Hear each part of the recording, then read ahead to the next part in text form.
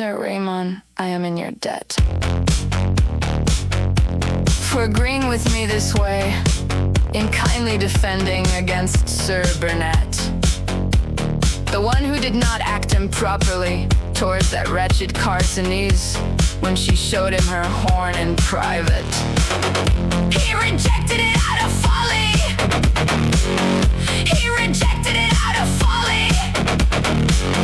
While I would have liked to horn it cheerfully without a sad heart.